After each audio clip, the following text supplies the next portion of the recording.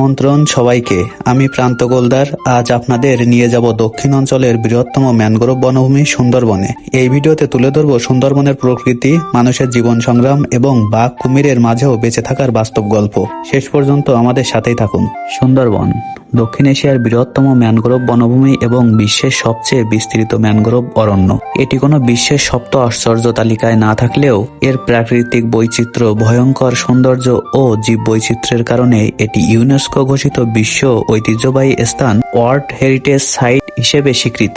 বাংলাদেশ ও ভারতের উপকূল জুড়ে বিস্তৃত এই বন প্রকৃতির এক অনন্য সৃষ্টি। সুন্দরবনের বুক জুড়ে রয়েছে অসংখ্য নদী, খাল, শাখা নদী ও চর। এই বনেই বসবাস করে রয়্যাল বেঙ্গল টাইগার, লবণ পানির কুমির, বানর, হরিণ, বন্য শূকর, শিয়াল সহ অসংখ্য বন্যপ্রাণী ও দুর্লভ পাখি। এখানকার প্রতিটি নদীর বাঁকে বাঁকে লুকিয়ে আছে রহস্য, বিপদ আর সৌন্দর্য। এই সুন্দরবনের উপর নির্ভর করেই হাজার হাজার মানুষ তাদের জীবিকা নির্বাহ করে। জীবিকার তাগিদে এখানকার মানুষ মাছ ধরতে, কাঁকড়া ধরতে, মধু সংগ্রহ করতে গভীর বনে প্রবেশ করে। কিন্তু এই জীবন মোটেও সহজ নয়। প্রতিদিন তাদের মুখোমুখি হতে হয় বাঘের আক্রমণ, কুমিরের আক্রমণ সহ নানা প্রাণঘাতী বিপদের। অনেক সময় এই জীবিকার পথেই হারিয়ে যায় কারো প্রিয় স্বজন, কখনো কখনো দিতে হয় নিজের জীবন। এই মানুষের জীবন কখনো শান্ত, কখনো আবার ভয়ঙ্কর হয়ে ওঠে। একদিকে প্রকৃতির অপরূপ সৌন্দর্য, অন্যদিকে মৃত্যুর হাতছানি। এই দুয়ের মাঝেই তাদের প্রতিদিনের লড়াই। তবুও তারা থেমে থাকে না, কারণ জীবিকার বিকল্প পথ খুবই সীমিত।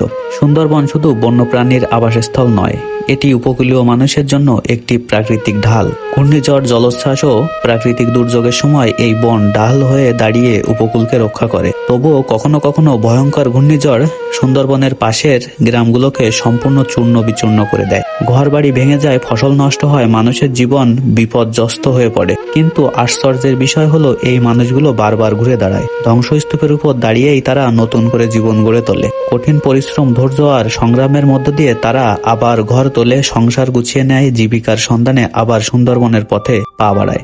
এই সুন্দরবনকে কেন্দ্র করেই গড়ে উঠেছে বিভিন্ন ইকো রিসোর্ট ও পর্যটক কেন্দ্র। দেশি বিদেশি অসংখ্য পর্যটক এখানে আসেন প্রকৃতির সৌন্দর্য উপভোগ করতে, নদীর বুকে ভ্রমণ করতে, বন্যপ্রাণী দেখতে এবং উপকূলীয় মানুষের জীবনযাত্রা কাছ থেকে অনুভব করতে। পর্যটনের মাধ্যমে অনেক মানুষের নতুন কর্মসংস্থানও সৃষ্টি হয়েছে। সুন্দরবন আসলে শুধু একটি বন নয়, এটি জীবনের এক বাস্তব গল্প, যেখানে আছে সংগ্রাম, সাহস, ভয়, আশা আর টিকে থাকার লড়াই।